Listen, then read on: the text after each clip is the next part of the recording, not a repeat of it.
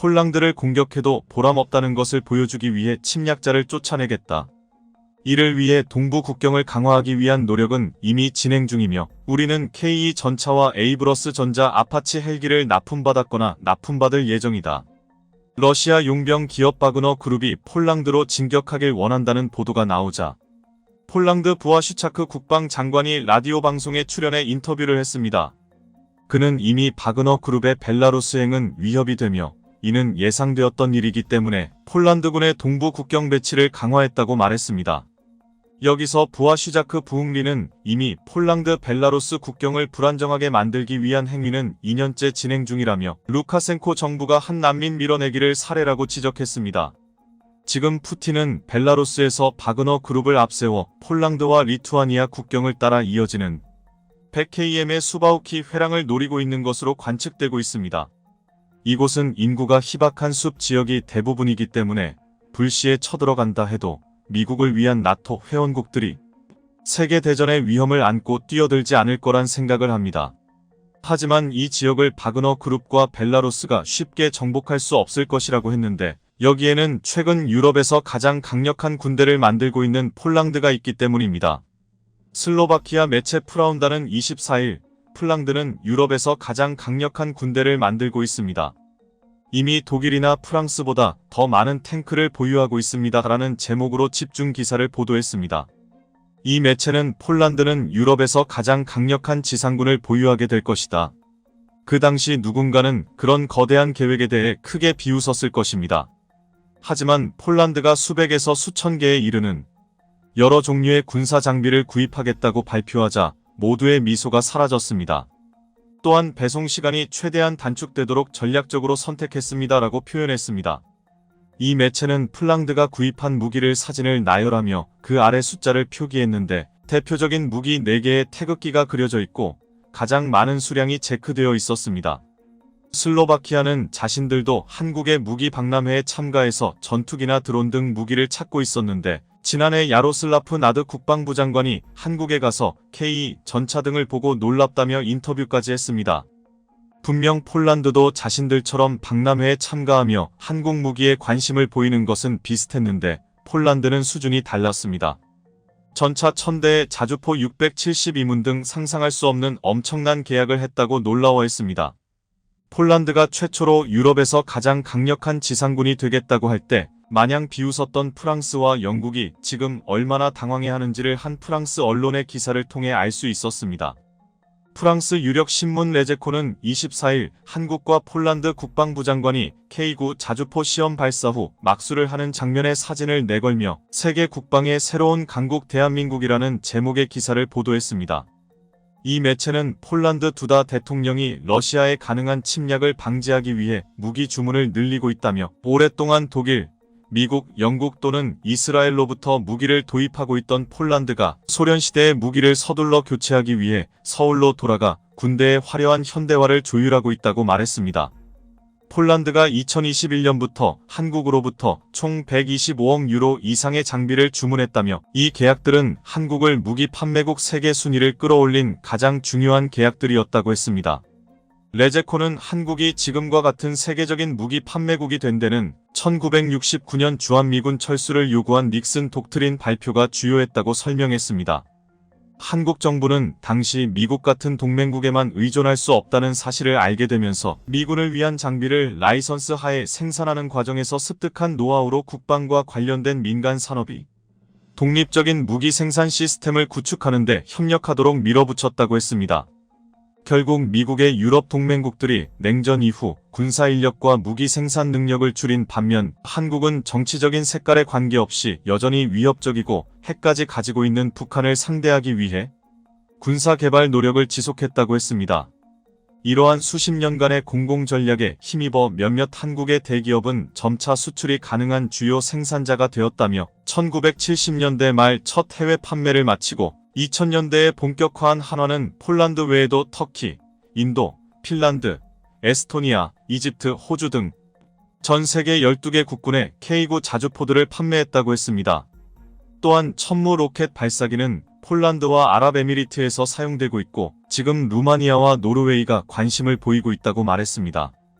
레제코는 이제 모든 방산 입찰에서 한국의 대기업은 두려운 존재가 되었다며 영국 킹스 컬리지 교수 라몬 파체코 파르도 교수의 말을 빌어 한국은 경쟁사에 비해 적어도 3가지 이점이 있습니다라고 말했습니다. 이 매체는 파르도 교수와 한국 전문가의 인터뷰를 통해 그들의 무기는 점착하고 종종 미국 기술이나 어떤 형태의 전문 지식으로부터 혜택을 받았습니다. 구매자 국가에서는 플러스로 간주합니다. 또한 미국과의 동맹으로 인해 그들의 시스템도 NATO 표준에 부합합니다.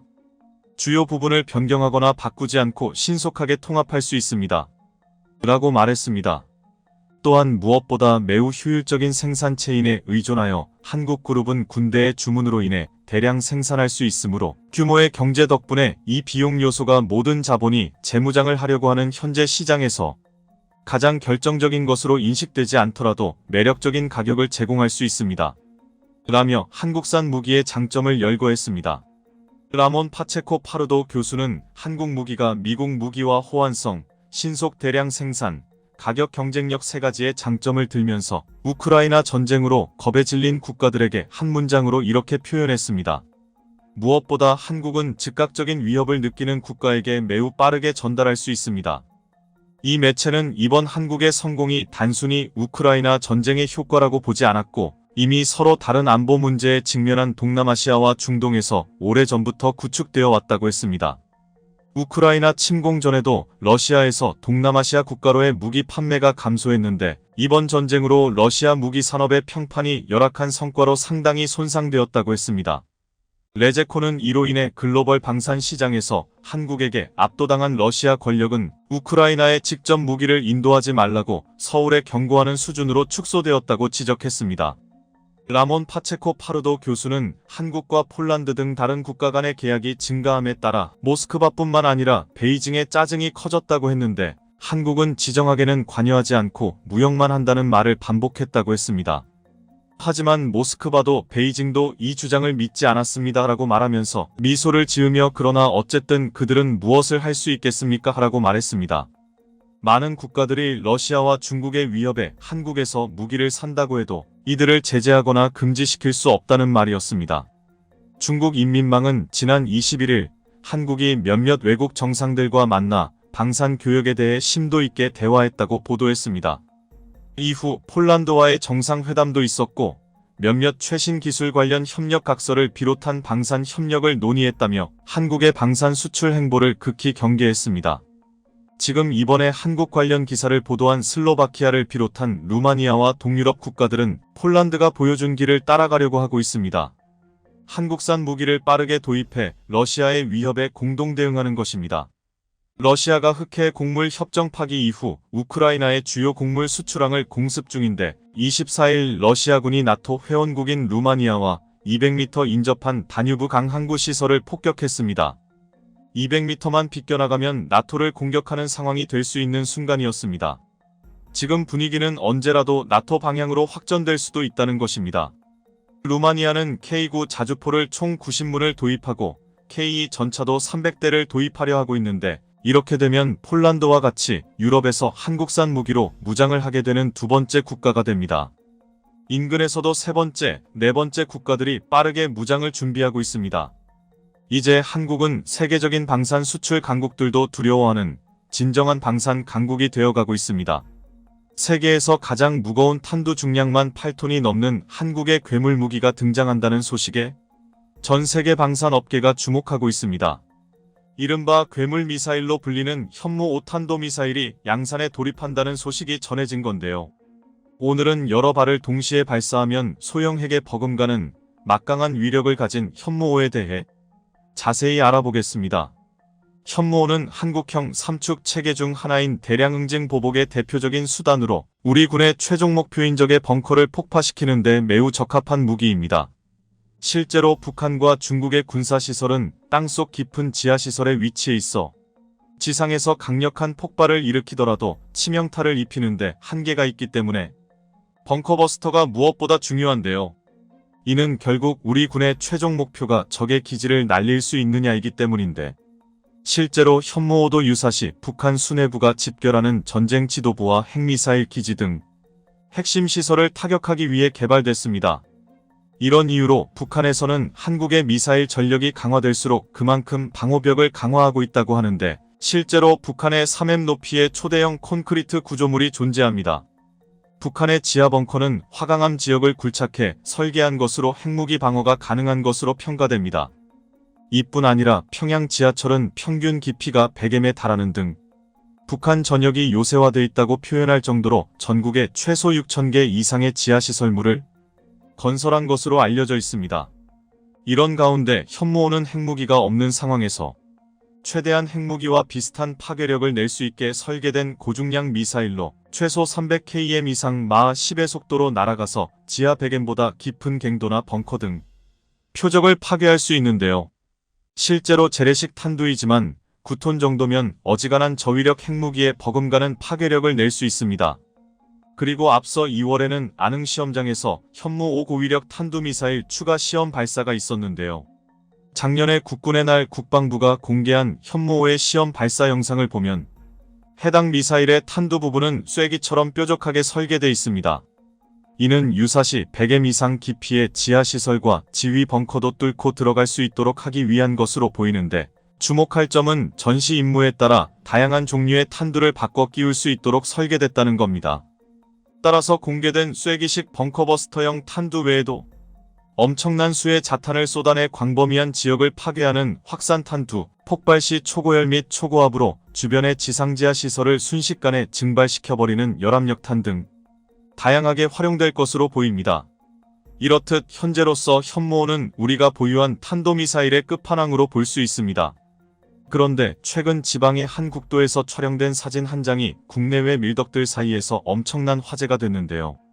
지난 4월 한 일반인이 지역 한 국도에서 촬영한 사진을 보면 군용 위장 무늬로 도색된 트레일러가 담겼습니다. 미사일은 탑재되지 않았지만 길이 발사대 부분이 위장망으로 가려진 모습으로 분명 미사일 이동식 발사 차량 TEL이었습니다.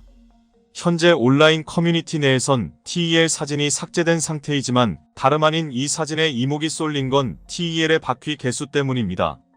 당시 공개된 사진 속 트레일러의 바퀴는 총 12개였는데 트레일러를 견인하는 트럭까지 포함하면 TEL의 바퀴 수는 1618개에 달할 것으로 보입니다.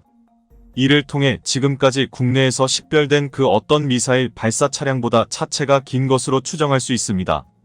실제로 현재 우리 군이 보유한 가장 강력한 탄도미사일인 현무-2C 발사 차량은 바퀴 10개로 구성됐는데 이번에 우연히 모습을 드러낸 TEL은 이보다 1.5배 이상 큰 거대한 미사일을 탑재할 신형 발사 차량이라는 의미입니다.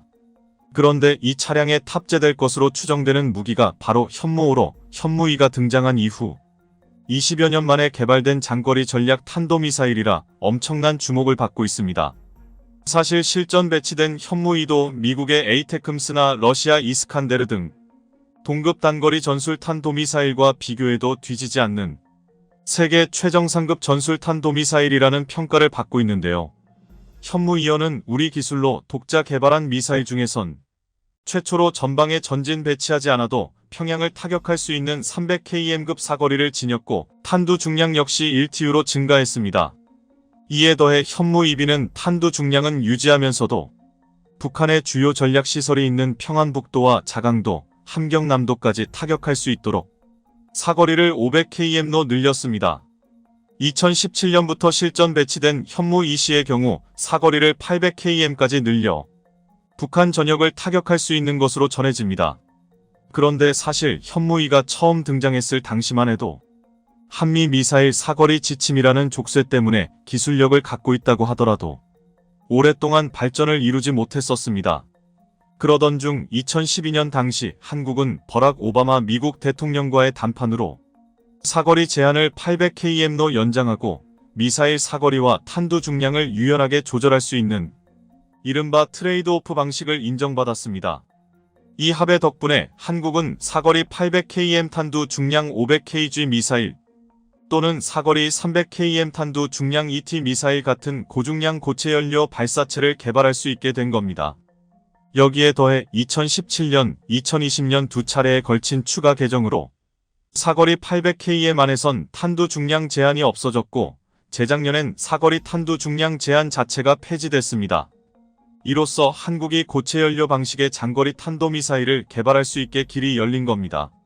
미사일 족쇄가 풀린 한국은 이른바 현무5를 비롯해 다양한 탄도미사일을 개발하기 시작했는데, 이와 관련해 ADD는 핵탄두 개발이 불가능한 한국에서 사실상 핵무기급 위력의 미사일이 개발되고 있다고. 그렇다면 최신 탄도미사일 현무5의 위력은 어느 정도일까요?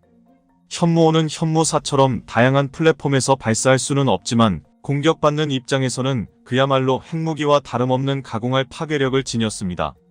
이번에 발견된 TEL이 실제로 현무5를 탑재하는 플랫폼이라면 이 미사일은 단거리 전술 탄도미사일이라고 부를 수 없을 만큼 클 것으로 보입니다. 그동안 조금씩 공개된 정보를 종합해보면 현무5는 그야말로 괴물과도 같은 성능을 지닌 미사일로 추정됩니다. 그것도 그럴 것이 기존의 현무4 시리즈도 동급의 단거리 전술 탄도미사일 가운데 가장 크고 강력한 축에 속했는데요. 현무4 제원은 단거리 전술 탄도미사일의 범주를 크게 뛰어넘은 수준으로 평가되는데, 길이는 10m를 조금 넘고 직경은 1m 안팎입니다. 그리고 현재 알려진 현무5의 길이는 최소 16m, 직경 1.6m, 발사 중량은 36T에 달하고 일단 추진체의 추력은 75TF로 알려졌습니다.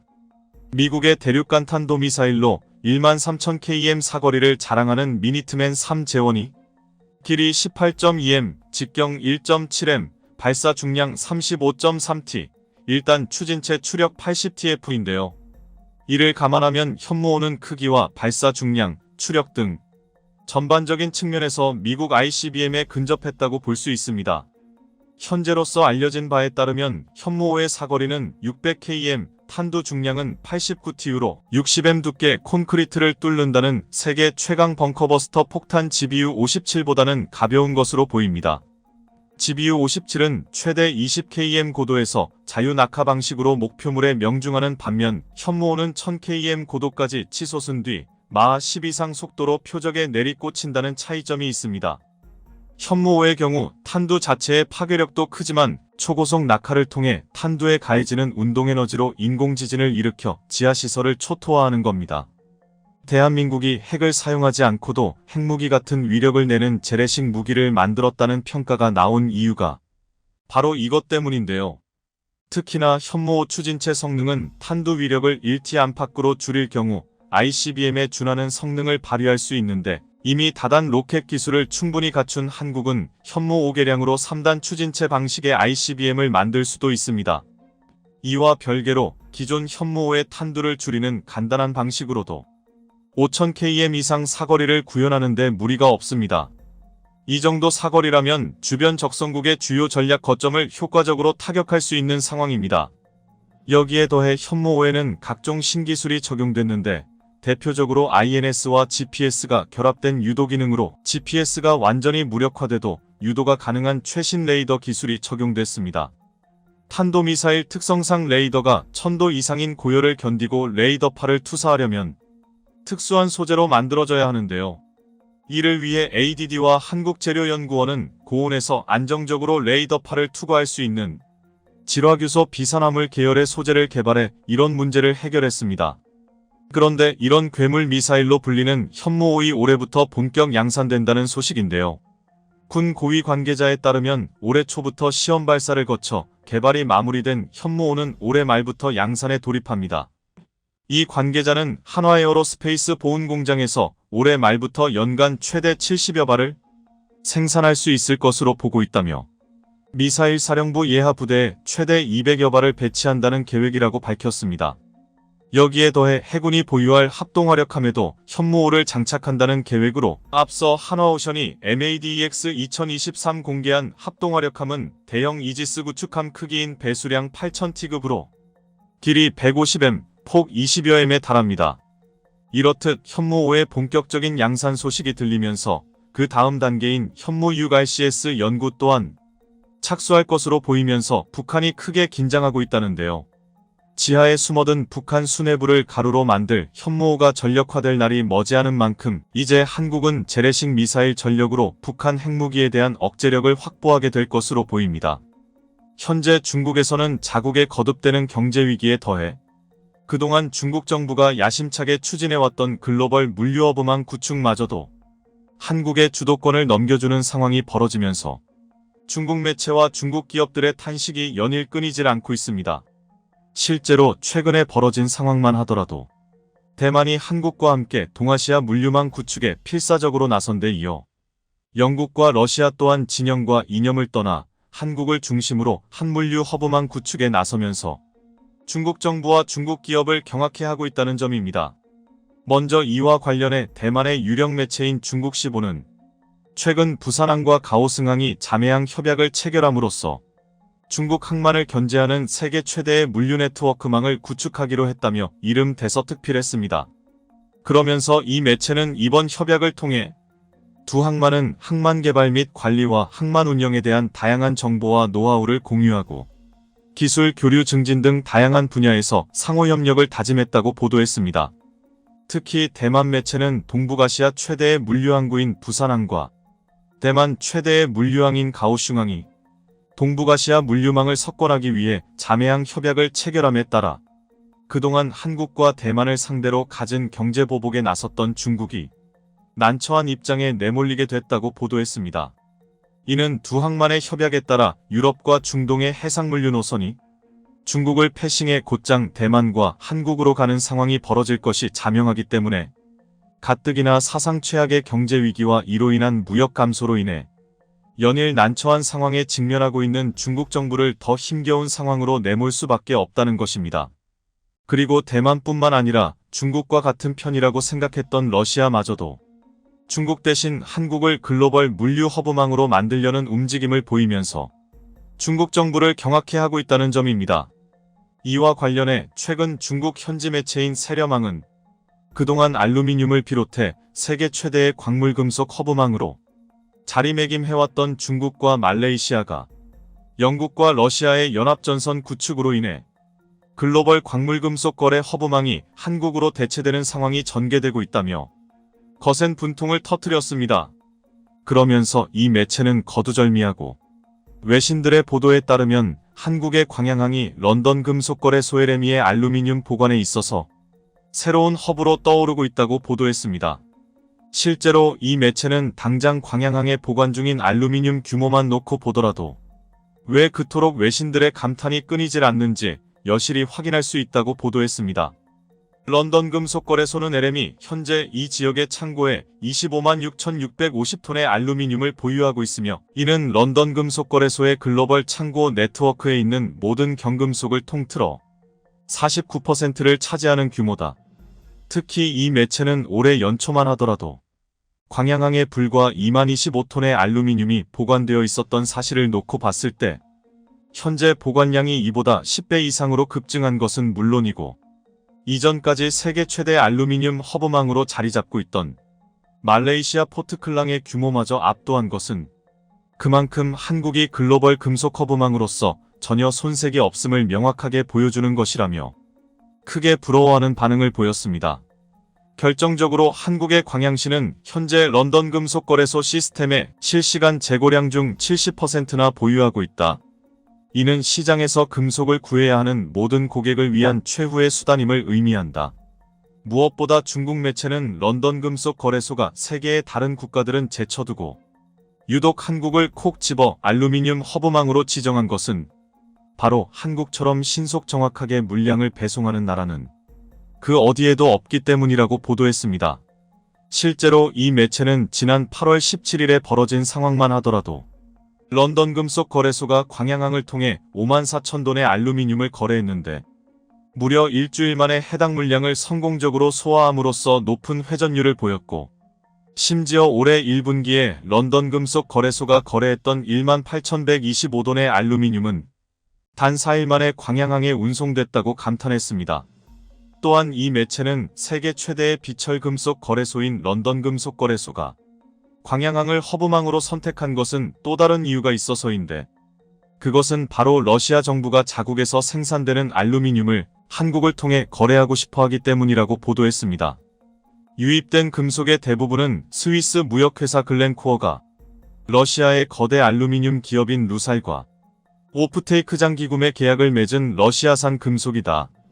그러면서 중국 매체인 세련망은 러시아가 자국에서 생산되는 대량의 알루미늄을 한국을 통해 거래하려는 것은 바로 미국을 비롯한 서방 진영과 러시아의 갈등이 격렬해지고 있기 때문인데, 이는 공식적인 제재를 받는 것은 아니지만 현재 벌어지고 있는 러시아와 서방 진영 간의 여러 긴장 상태를 감안했을 때 러시아가 유럽에 곧바로 알루미늄을 공급하기보다 그동안 심화된 경제협력 관계를 유지해온 한국을 새로운 알루미늄 허브망으로 여기고 있는 것이라고 보도했습니다.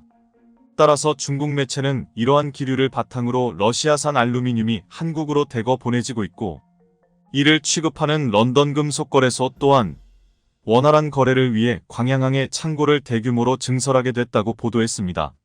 실제로 이 매체는 지난해에 런던 금속거래소 LME의 저장시설을 관리하는 ISTIM이 광양항에 24개의 저장소를 추가로 증설함에 따라 모두 63개의 저장소를 갖추게 됐고, 이를 통해 알루미늄 저장 분야에서 광양항의 지배적 입지를 확고히 다지게 됐다고 보도했습니다. 특히 이 매체는 한국을 알루미늄 거래 허브로 삼은 러시아와 런던 금속거래소의 이 같은 사상 최대의 연합전선은 결과적으로 그동안 금속거래에서 독점적인 지위를 누려왔던 중국과 말레이시아에게 큰 타격을 안겨주고 있다고 보도했습니다. 그도 그럴 것이 이 매체는 당장 말레이시아의 세계 최대 비철금속 저장지대인 포트클랑만 하더라도 이러한 타격을 정면으로 받고 있다고 보도했습니다. 이는 단순히 광양항과 포트클랑의 알루미늄 저장 규모를 비교했을 때 광양항이 5배 이상이나 많은 저장 규모를 보이고 있다는 것입니다. 지난해 초 말레이시아 항구의 재고량은 66만 8천 톤에 달했다. 그 후 재고는 22만 1,600톤으로 떨어졌고, 나머지 재고는 거의 모두 소진돼 현물 재고는 4만 3,225톤만 남았다. 이를 해석하면 현재 광양항에 25만 6,650톤의 알루미늄이 저장된 것과 비교해 말레이시아 포트클랑에 보관되는 알루미늄이 급격히 줄어들고 있다는 것입니다. 더군다나 이 매체는 매해 5월과 6월이면 알루미늄 소비가 급감하면서 포트클랑의 알루미늄 재고가 늘어났었던 전례를 비춰봤을 때 올해 벌어지고 있는 이 같은 상황은 그만큼 광양항이 알루미늄 허브망으로서의 위치를 확고히 다지고 있음을 여실히 입증해주는 것이라고 보도했습니다. 특히 중국 매체는 러시아가 이처럼 중국 대신 한국에 알루미늄을 대거 공급하고 나선 것은 전적으로 중국 정부의 책임이 크다고 비판했습니다. 바로 남중국해 일대를 자국영해라고 억지를 부리는 것도 모자라 인도를 상대로도 갖은 영토 분쟁을 일으켰던 중국 정부가 급기야 러시아를 상대로도 무모한 국경 분쟁을 벌이면서 이에 반발한 러시아 정부가 중국과의 경제협력에 등을 돌리는 상황이 벌어지고 있다는 것입니다. 실제로 중국의 주요 매체들은 최근 중국 정부가 국영 표준 지도 서비스 사이트에 아무르강 인근의 볼쇼이우스리스크 섬 전체를 중국 영토로 표시함으로써 러시아 정부가 크게 반발하고 있다고 보도했습니다. 뒤이어 중국 매체는 전 세계 재고량의 53%를 차지하는 러시아산 알루미늄뿐만 아니라 45%를 차지하는 인도산 알루미늄 또한 마찬가지로 광양함에 몰려들 가능성이 높아지면서 가뜩이나 인도와 껄끄러운 관계를 지속하고 있는 중국 정부를 더욱 당혹해 하고 있다고 보도했습니다. 이는 다른 여느 저장소와 달리 광양항은 첨단 물류 처리 시스템을 갖추고 있고, 여기에 더해 신냉전 상황 속에서도 러시아와 서방 진영을 상대로 안정적이고 심화된 경제 교류를 이어오고 있을 뿐만 아니라 세계 2위와 3위의 경제대국인 중국과 일본 사이에 위치해 있어 중개무역이 가능하다는 점에서 인도 또한 최고의 입지 여건을 갖춘 광양함을 마다할 수 없었다는 것입니다. 이런 점에서 광양항은 창고 운영 기업 간의 경쟁이 치열해지는 상황에서 새로운 포트클랑으로 거듭날 것으로 보인다. 광양 알루미늄 저장 전쟁은 이제 막 시작되었을 수도 있다. 따라서 중국 매체는 러시아와 인도를 비롯한 자원부국들이 잇따라 한국을 통해 자국이 보유한 방대한 양의 금속 자원을 거래하는 움직임을 보이면서 글로벌 물류 허브망으로 도약하려던 중국의 야심찬 계획이 수포로 돌아가는 상황이 전개되고 있다며 거센 분통을 터뜨렸습니다. 결국 중국 매체의 이러한 보도는 이념이 아닌 실사구시를 통해 전 세계를 상대로 신뢰 높은 경제협력을 추진해왔던 우리의 저력이 마침내 대한민국을 세계 최대의 금속거래 허브망으로 자리잡게 하는 큰 원동력이 되고 있음을 매우 사실감 있게 보여주고 있습니다. 구네스북 영상을 재미있게 보셨다면 구독과 알림 설정 꼭 부탁드리겠습니다. 미국에서 충격적인 내용의 보고서가 발간되어 전 세계에 비상이 걸렸습니다. 해당 보고서에는 현재 계속해서 군사적 긴장감이 고조되고 있는 대만과 관련된 내용이 담겨 있었습니다. 현재 전 세계가 이 보고서를 보고 비상이 걸린 이유는 이렇습니다. 중국이 대만을 합병하게 되면 미국의 재앙적인 결과가 초래될 거란 내용이 적혀져 있는데요. 이런 상황에서 중국의 세 번째 항공모함인 푸제남에 함재기 사출 소식이 임박했다는 소식도 함께 전해지며 동북아시아 정세가 한치 앞을 내다볼 수 없을 정도로 안개 속에 빠지고 말았습니다. 최근 미국 해군정보국은 중국이 대만을 합병하게 된다면 미국의 재앙적인 결과가 발생할 거란 기밀 보고서를 작성한 것으로 알려졌습니다. 대만의 영자지인 타이완 뉴스는 지난 7월 11일 미국의 공군 및 항공군 잡지를 인용해 미국 해군정보국 사령관을 맡고 있는 마이크 스튜드먼 해군 소장이 지난 6월 서명한 기밀보고서 발췌문을 입수했다고 보도했는데요. 공군 및 항공군 잡지에 따르면 기밀보고서는 중국의 대만 합병은 중국의 더 강한 군사력과 핵심 해상로에 대한 통제권, 추가적인 영토 장악에 대한 기대감, 대만의 핵심 기술에 대한 접근 등을 제공해 줄 것이기 때문에 미국에는 재앙이 될 것이라고 경고했습니다. 그러면서 미국과 중국이 경쟁적인 비전을 사이에 둔 국제적인 쟁투에 휘말려 있으며 중국은 거대 전략을 실행하고 있으나 미국은 중국이 행동에 책임을 지도록 억제하는 데 실패하고 있다고 지적했는데요. 또한 보고서에는 중국 인민해방군 군용기와 함정이 점점 대만, 베트남, 일본과 미국의 군대를 괴롭히고 있으며 다른 국가들의 공역과 해역에 불법적으로 진입하고 있다고 해 중국의 군사적 만행을 모두 기록하였습니다. 이어서 중국은 홍콩을 반환받으면서 영국과 체결한 영국-중국 공동선언인 홍콩 반환 협정을 어긴 데 이어 필요한 모든 수단을 사용해 대만을 흡수하겠다 라는 구상을 공개적으로 밝히고 있다고 비판하며 중국의 행태를 낱낱이 공개했습니다. 영국과 중국은 앞서 1984년 체결한 영국-중국 공동선언을 통해 1997년 7월 1일부로 홍콩의 주권을 중국에 반환하면서 50년 뒤인 2047년까지 하나의 나라 안에 두 개의 체제를 인정하는 일국양제 원칙에 따라 홍콩의 고도의 자치와 행정권을 보장하겠다고 선언했는데요. 그러나 시진핑의 무조건적인 충성만을 하는 중국 공산당 지도부는 지난 2014년 홍콩의 민주화를 요구하는 우산혁명을 공권력을 동원해 진압하고 홍콩 국가보안법을 제정해 일국양제를 사실상 무력화하는 참혹한 만행을 저지른 바 있습니다. 문제는 이 같은 중국의 행보가 동북아시아에서 영향력을 확장하게 될 거란 것입니다. 미국 해군정보국 보고서에 따르면 중국이 대만을 합병하는 데 성공할 경우 아시아 태평양 지역 다수 국가가 중국에 굴종하기 시작할 것이라고 했는데요. 이로 인해 아시아 태평양 지역에서 미국의 영향력과 신뢰가 현저하게 저하될 것이라고 강조했습니다. 미국 해군정보국 보고서가 대만 문제를 두고 이렇게까지 강도 높은 비판을 이어나가고 있는 이유는 이렇습니다. 방금 말씀드렸듯이 중국이 홍콩 반환 협정을 무력화시키며 홍콩을 탄압했을 때도 미국과 당시 협정 당사국인 영국은 별다른 움직임을 보이지 않았는데요. 결국 이러한 점으로 인해 당시 아시아 태평양 지역의 일부 국가에서는 미국의 영향력을 의심하는 국가들이 생겨나기 시작했습니다. 그런데 만약 가능성은 낮아도 중국이 대만을 점령하기라도 하면 주변국들은 미국의 중국 억지력에 대한 의구심은 더욱 커질 전망입니다. 이 때문에 미국 해군정보국의 보고서는 대만 문제를 매우 심각하게 받아들이고 있는 것입니다. 또한 보고서는 중국의 대만 합병 시 미국은 10위권 무역 파트너인 대만을 잃게 되고 억지력 약화를 경험하게 될 거라고 예상했습니다. 여기에 국제규범과 규칙에 기반을 둔 질서가 추가로 잠식되는 것을 예방하는 것이 점점 힘들어질 것이라고 심각성을 알렸는데요. 그러면서 대만 민주주의의 생존은 중국과 미국 그리고 더 넓은 국제 공동체에 장기적 결과를 가져다줄 결정적인 지정학적 이슈라고 강조하기도 했습니다. 일단 대만 언론에 공개된 미국 해군정보국 보고서에 따르면 현재 중국 공산당 총서기와 국가주석의 세 번째 임기를 이어가고 있는 시진핑이 네 번째 임기를 시작할 2027년에 맞춰 대만을 병합하려는 기초 작업을 시도하는 것 같다는 예측을 내놨습니다. 특히 대만 병합을 위한 기초 작업에는 군사적인 측면만 있는 것이 아니라고 해 미국과 연대하는 국가들로의 외교적 노력도 필요한 것으로 보입니다. 보고서에는 대만 병합을 위한 기초 작업은 대만의 고립과 유리한 군사적 조건 구축, 대만과 파트너 국가들에 대한 정치 군사 경제적 압박 강화 등이 포함되어 있다고 예상해 전방위적인 대비 태세를 세워야 한다고 했습니다.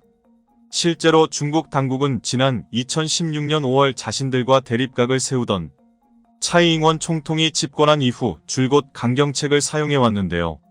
대표적인 것이 대만과의 공식적인 관계를 단절하고 군사적인 압박을 가하고 있는 것입니다. 중국은 한국의 방공식별구역을 제멋대로 침범하는 것처럼 대만 방공식별구역으로 군용기를 출격시켜 군사적 긴장감을 높이고 있습니다. 게다가 대만해 옆 중간선으로도 군용기와 전투함을 보내어 압박 수위를 높이고 있는 실정입니다. 이런 가운데 중국의 세 번째 항공모함인 푸젠함의 함재기 출격 시험이 임박한 것으로 알려지며 주변국의 고민이 깊어지고 있습니다. 중국의 무기가 허접해 성능이 좋지 못하다고 해도 워낙 물량이 많아 전투를 벌인다면 일정 수준의 피해가 예상되는데요. 특히 이번에는 함재기의 출격을 도와주는 전자기식 사출기인 캐터필드까지 장착된 것으로 알려졌습니다. 이렇게 되면 성능은 낮아도 많은 물량으로 한국을 상대로도 군사적 도발에 나설 수 있어 경계해야 하는 상황입니다. 여기에 푸젠함이 실제 작전 투입이 가능해지면 대만 해협을 두고 미국에도 군사적 도발에 나설 수 있어 중국 스스로가 동북아시아를 화약고로 만드는 끔찍한 만행을 저지르고 있습니다. 실제로 중국의 군사적 도발은 점진적으로 시작되고 있습니다. 지난 7월 10일 홍콩 사우스 차이나 모닝 포스트에 따르면 중국 웨이보 푸젠함의 사진이 올라오면서 화제가 되고 있다고 전했습니다. 공개된 사진에서는 관제탑에 레이더 시스템 장착이 완료된 모습과 캐터필드까지 구비되어 있어 항공기 이착륙 준비가 완료됐다는 평가가 나오는데요. 이러한 점에서 중국이 헛된 자신감으로 군사적 도발에 나설 거란 전망이 쏟아지는 이유입니다. 일단 푸젠함의 함재기 출격 시험이 10월쯤에 단행될 것으로 예상되고 있습니다. 10월 1일은 중국 국경절이라 의미 있는 기념일에 맞춰 사출 테스트를 끝내고 전력을 과시할 것이란 분석입니다. 중국 군사 전문가 저우전밍도 사우스 차이나 모닝 포스트에 8월까지 준비가 되지 않는다면 10월 1일 국경일을 목표로 할 가능성이 높다 라고 말해 중국의 군사적 도발 수위가 상승할 것으로 보입니다. 푸젠함의 함재기 출격 시험이 성공하면 중국은 처음으로 전자기식 캐터필드 이착륙 방식의 항모를 보유하게 됩니다. 중국 해군은 현재까지 구형 스키점프 방식의 항모만 보유해 작전 능력이 제한된다는 평가를 받아왔습니다. 그런데 푸젠함이 실전 능력을 갖춘 다음 배치된다면 당장 대만 해협 일대에서 군사적 도발에 나설 수 있는데요. 이러한 점으로 인해 자칫 잘못해 미국과 중국 해군이 충돌이라도 하게 된다면 한국도 전쟁에 휘말릴 가능성이 있습니다. 따라서 홍콩 사태로 미국의 중국 억지력이 도마 위에 오른 만큼 주변국과 외교적 연대를 강화해 중국을 국제사회에서 더욱 고립시킬 필요가 있어 보입니다. 여기에 한국도 외교적 노력으로 핵잠수함을 건조할 수 있도록 해 중국의 도발에 맞서야겠습니다. 그럼 지금부터 미국 해군정보국이 작성한 보고서를 보고 대만 문제의 심각성을 알게 된 외국인 반응 살펴보도록 하겠습니다. 한국의 해군력이 강해지는 것만이 동아시아의 평화를 지키는 길이야. 그래서 한국이 핵잠수함을 보유해야만 이 일이 해결이 가능할 것 같아. 미국이 어서 한국에 대한 규제를 풀어줬으면 좋겠어. 중국의 무기는 정말 형편없지만 너무 많다는 것이 문제야. 만약 군사적 충돌이 발생한다면 중국의 군수시설부터 폭격해야 해. 중국의 무기 성능은 낮아도 생산력은 위협적이니 말이야. 나는 한국이 어서 빨리 핵추진 항공모함과 핵잠수함을 만들어야 한다고 생각해. 어차피 핵을 무기로만 사용하지 않으면 되니 문제가 될까 싶어. 그런데 우리 미국이 자꾸 허용해주지 않으니 너무 아쉬워. 그러다가 중국 해군에 지면 어떡하려고 그러는 것일까? 푸젠함은 미국의 항공모함 기술을 해킹해서 만든 것이지. 그래서 의외의 성능을 자랑할 수 있어. 중국은 정말 지구에서 사라져야 할 민족임이 틀림없어. 지금이라도 당장 한국은 핵잠수함을 만들어야 해. 동북아시아에서 중국 해군을 전멸시킬 국가는 한국이 유일한데 핵잠수함이 없다는 것이 너무 아쉬워. 아마 그래서 중국이 도발하고 있는 것일지도 몰라.